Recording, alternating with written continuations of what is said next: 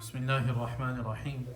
عن أبي هريرة رضي الله عنه قال قال رسول الله صلى الله عليه وسلم: ما من أحد يموت إلا ندم.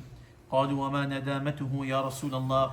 قال إن كان محسنا ندم ألا يكون ازداد، وإن كان مسيئا ندم ألا يكون نزع. رواه الترمذي. Sayyidina Abu Hurairah radiallahu anhu narrated that Rasulullah sallallahu alaihi wasallam said, no one who dies will be without regrets. The Sahaba asked, Ya Rasulullah, what will be their regret?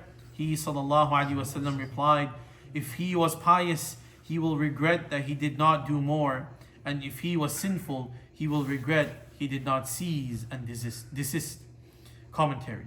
Regrets at that time will be useless, but realizing that right now, when we have the freedom to act, will be very fruitful. The point of the hadith is that we should lead our lives here and now to avoid regrets in the hereafter. Important hadith of Rasulullah sallallahu alaihi wasallam. What we learn from here is that every person will have nadama and regret in the akhirah and the hereafter. But the choice that we have is which kind of regret you want to have. Do you want to have the regret that I could have done more and I should have done more? Or do you want to have the regret that I should have avoided the sins and abstained from the disobedience of Allah subhanahu wa ta'ala? It's better that we be in the first group than be in the second group.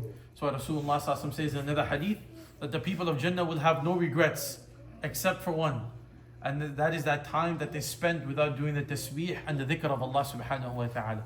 Because one subhanallah in this dunya to us seems worthless. Subhanallah, what takes a second to say it, seems very insignificant. But in the akhirah, one subhanallah is the equivalent of one tree that will plant as a tree in Jannah. So Ibrahim alayhi salam said, when Rasulullah sallallahu alayhi wa sallam met Sayyidina Ibrahim alayhi salam in the journey of Isra and Mi'raj, Ibrahim alayhi salam said, Ya Rasulullah, give salam to your ummah from me. So whenever we hear this hadith, we are told that we should say wa alayhi salam, because Ibrahim alayhi salam gives salam to us, so we reply to his salam. And then he said, tell your ummah that Jannah is an empty land. It's a beautiful land, but it is empty. And it is up to you to plant and populate that land.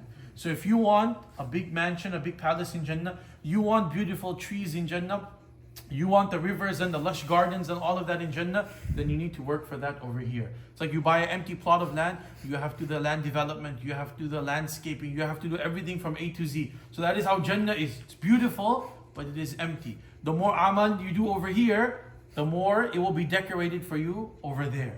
Less amal, less decoration over there.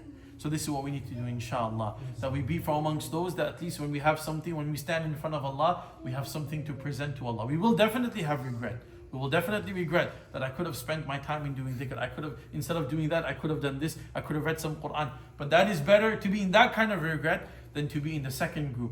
That, oh, I wish I didn't do that sin. Or I wish I avoided that. Or I wish I would have abstained from that. That is going to be the worst. And we ask Allah subhanahu wa ta'ala to protect us from that regret in the akhirah. We ask Allah subhanahu wa ta'ala to grant us the ability that we make the most of the time we have in this life, that we do those actions inshallah which will be a means of our salvation and our najah and our happiness in the akhirah and the hereafter. May Allah forgive us, may Allah be pleased with His amin ya rabbil alameen. Sallallahu wa sallim ala nabiyyina Muhammad wa ala alihi wa sahbihi ajma'in walhamdulillahi rabbil alamin.